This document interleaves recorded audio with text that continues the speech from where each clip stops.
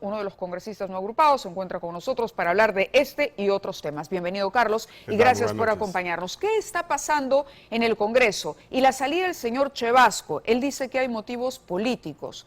¿Implica, no implica, salpica o no salpica, para ponerlo en términos de moda, al señor Williams como presidente de la mesa directiva? A ver, mira, yo creo que lo importante aquí es señalar lo siguiente. A veces es bueno que sucedan estas cosas que parecieran poner, digamos, una institución como el Congreso de la República, que es fundamental para la estabilidad y la fortaleza de la democracia, pero a veces es importante empezar a ponerle, ¿no?, la lupa, la atención, porque efectivamente estamos hablando aquí de recursos públicos. No nos olvidemos que el presupuesto del Congreso de la República son 870 millones de soles al año. O sea, no es poca cosa, ¿no es cierto? Son como, qué sé yo, 70 y tantos millones de soles al mes.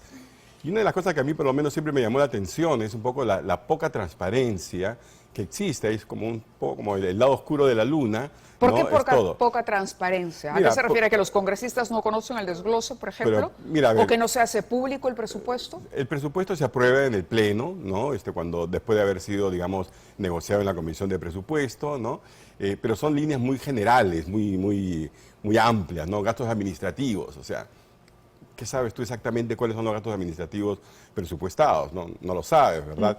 Y además también hay una especie de inercia en el presupuesto. Por ejemplo, el presupuesto de este año ha sido 100.000 soles, creo, menos que el anterior. O sea, uno tiende a pensar, bueno, esto es más o menos lo que debería costar. Pero cuando uno empieza a indagar, y yo me acuerdo que en el Pleno, por ejemplo, señalé que me llamaba mucho la atención darme cuenta de que en el Congreso hay 4.000 trabajadores y somos 130 congresistas. Creo que hay como 100 personas en comunicaciones. Yo la verdad es que no he visto ese trabajo. O sea, no el presidente del ¿no? Congreso y otros parlamentarios también han defendido y han dicho, bueno, esto ya lo está investigando la Fiscalía, esto ya está en manos de la Contraloría. Pero es cierto, yo quería destacar el hecho de que el Congreso es probablemente el único organismo del Estado, digamos, la única entidad en términos administrativos que nombra y tiene un auditor independiente. Sí, y que ahí no entra realmente la Contraloría ni el control concurrente que en su momento se dijo sí había acompañado estas compras. Esto lo desmintió la propia Contraloría. Claro, además también no te olvides que... Y aquí lo dijo Noriega, el señor que se ha quedado al lado del señor Chevasco, que hoy ya no está más. Lo dijeron ambos.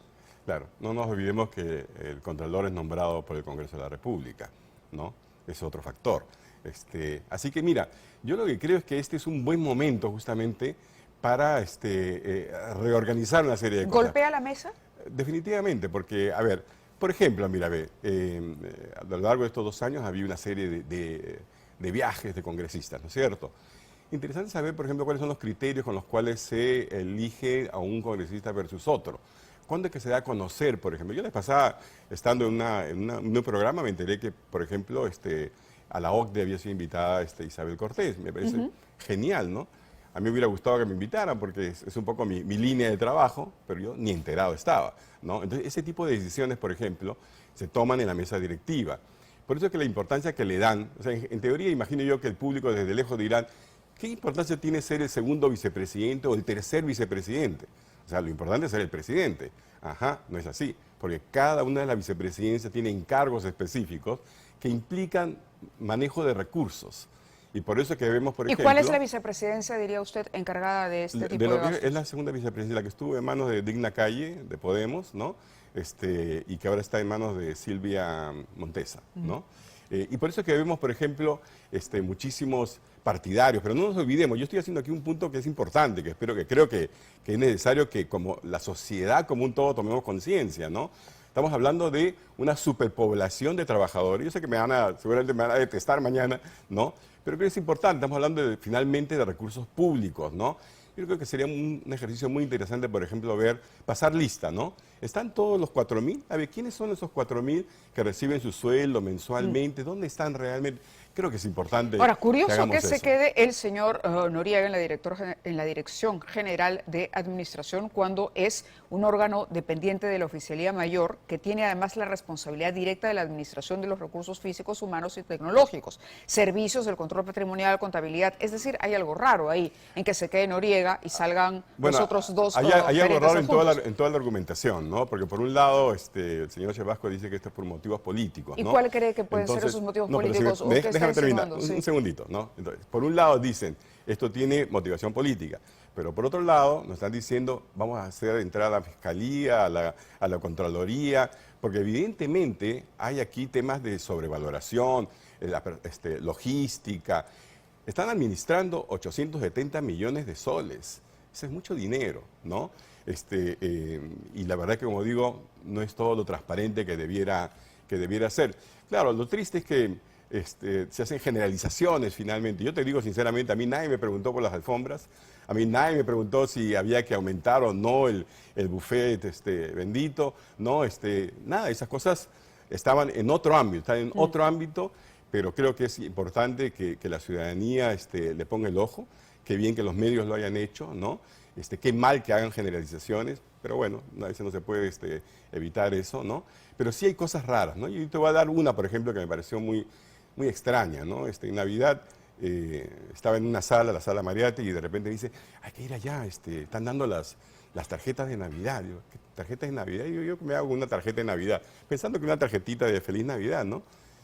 Y no, anda, y de curiosidad voy, ¿y qué? Veo ahí varios congresistas sentados que le están dando una tarjeta y era casi como un secreto, ¿no? Te doy firma. La verdad es que a mí me pareció eso, le digo, pero ¿Y para qué era la tarjeta? Son tarjetas de Navidad, 1.700 soles, ¿no? Entonces, yo dije, a ver, si es un derecho que tienen los congresistas, entonces, ¿por qué no lo hacen transparentemente, directamente, ¿no? Ya está perfecto, ¿no?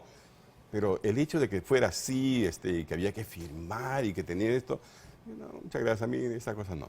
Quisiera invitarlo a analizar otro tema importante que también habíamos anticipado al inicio del programa y que tiene que ver con las imágenes que vamos a ver, ¿no? Grupos de ciudadanos aymaras que se están trasladando a la capital para lo que se ha denominado la segunda toma de Lima, que encontraría su momento más crítico este sábado 4 de marzo.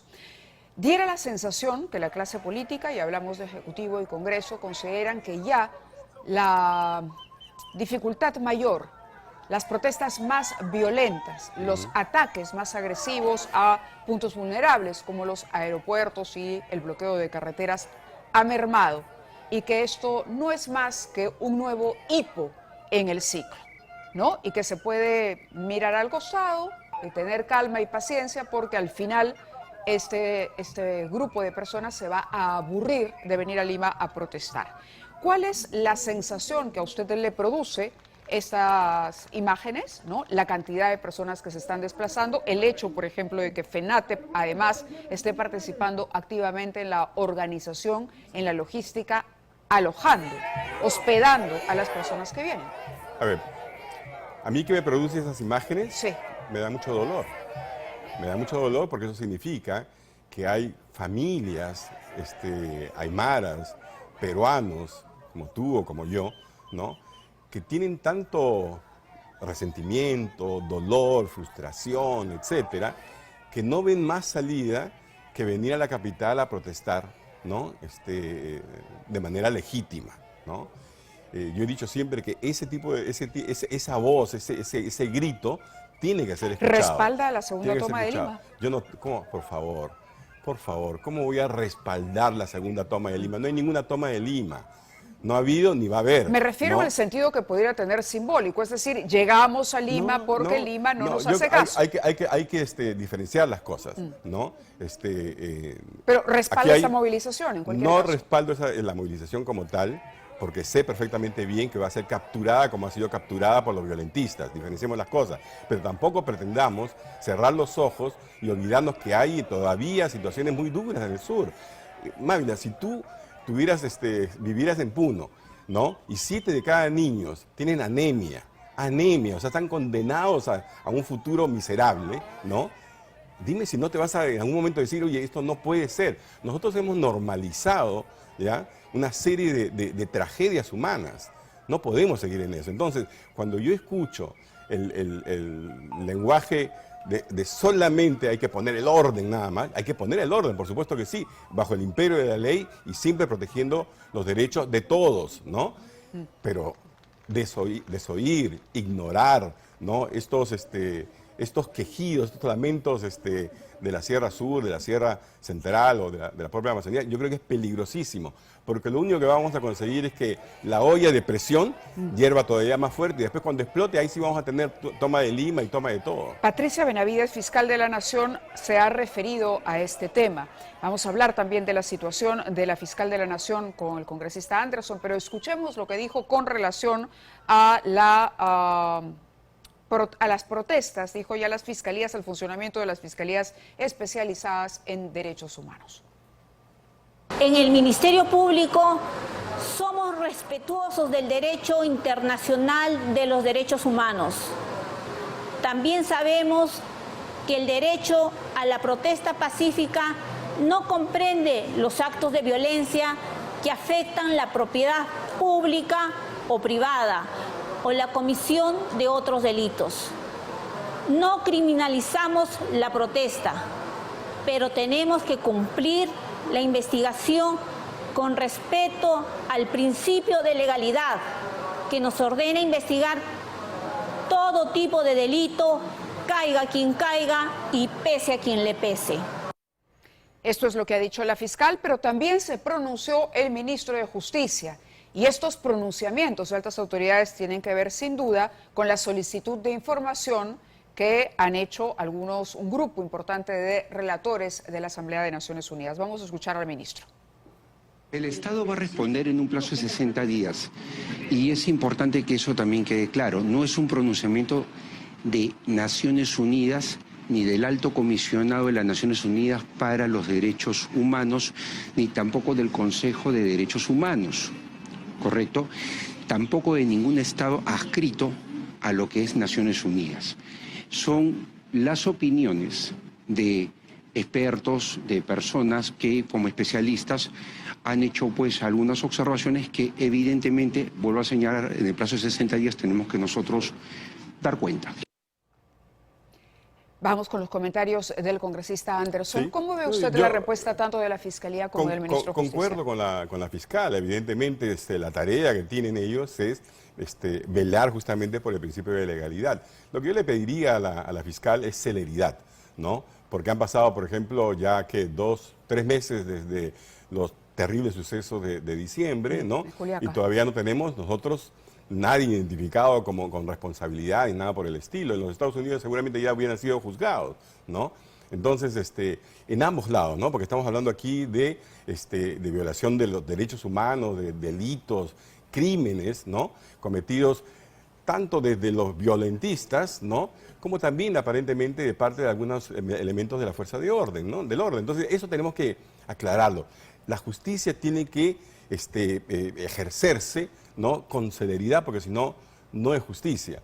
Y además también creo yo que el clima político lo requiere, ¿no? Eso no significa tampoco, quiero dejar bien en claro, que yo tenga esta apreciación de la importancia de que quienes hacemos política, en particular quienes tienen la responsabilidad de ejecutar presupuestos, etcétera, que escuchen las demandas del pueblo, no va a significar nunca, desde mi perspectiva, simplemente de conceder que los violentistas ganen cualquier batalla. De ninguna manera. El imperio de la ley, la fuerza de la ley para todos. Y ese respaldo a la fiscal se extiende también al Poder Ejecutivo en la palabra del ministro de Justicia. Bueno, lo que el ministro de Justicia simplemente ha descrito el océano, ¿no? Es decir, hay un pedido, ¿no?, de Naciones Unidas, de un organismo de Naciones Unidas, sí. No significa pues es casi burocrático eso, o sea, cuando hay este tipo de eventos piden información y dan un plazo siempre de 60 días. ¿Cree que se le da una importancia mayor a la que tiene? Yo creo que sí, muchas cosas le damos importancia mayor simplemente porque desconocemos cómo funcionan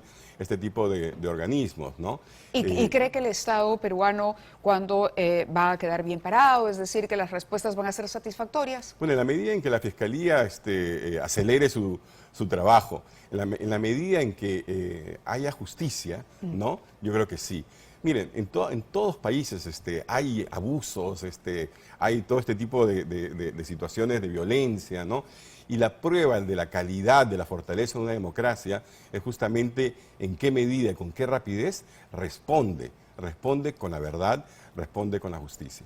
¿De qué más podría hacer de aquí hasta los 60 días en que se tiene que entregar esta respuesta que ha dicho el ministro lo van a entregar? ¿Qué más debería hacer? Se habla de una reparación monetaria, por ejemplo, pero ya hay familiares de las víctimas que dicen no queremos dinero, lo que queremos es lo que usted reclamaba, una investigación que se resuelva rápidamente y que establezca responsabilidades. La pregunta es, alguien nos decía, pero la pita se va a romper por el lado más débil y al final se va a establecer la responsabilidad de uno u otro policía.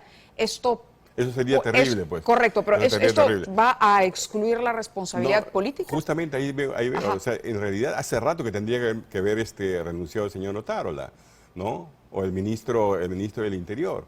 Porque alguien tiene que tomar responsabilidad política. Ha habido muertos reales aquí, ¿no? Ha habido un mal manejo de la inteligencia, una incapacidad para ponerla en acción. No lo sé, pero el hecho es que como consecuencia de todo esto, ha habido muertes, ha habido daño a la propiedad en ambos lados. Eso es un fracaso de quien está obligado, digamos, a velar porque esto no suceda, ¿no? Pero no hemos visto ninguna respuesta política. Correcto. ¿Está firmando la moción de interpelación que se está...? No me la han pasado, pero imagino que creo que ya tiene ¿La firmaría? Sí, la moción. Voy a leer bien, porque todo depende también cuál es la intencionalidad. O sea, necesito leer el fraseo. Porque o sea, hay una cantidad de preguntas que le están... Las preguntas me parecen bien, pero a veces en la redacción, en el fraseo, hay intencionalidad y hay sentencia. Y esas cosas yo no puedo... Pero es interesante, es el segundo invitado que nos visita y que dice el señor Otárola debió dar un paso al costado. Por supuesto. Pero en la práctica diera la sensación que el señor Otárola es, digamos, una columna vertebral importante en el gobierno de Dina Boluarte. Bueno, definitivamente lo es, pero justamente, tú sabes que en política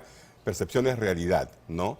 Y yo creo que ahí la señora presidenta ha debido proyectar mayor autoridad que su propio primer ministro. El hecho de que se hable de que el señor Otárola es el presidente en la sombra no habla muy bien de la capacidad de liderazgo de la señora Boluarte. ¿Y el hecho de que fuera el ministro del Interior el cambiado, digamos, salvaría al señor Otárola de estos cuestionamientos? No, yo creo que uno tiene que...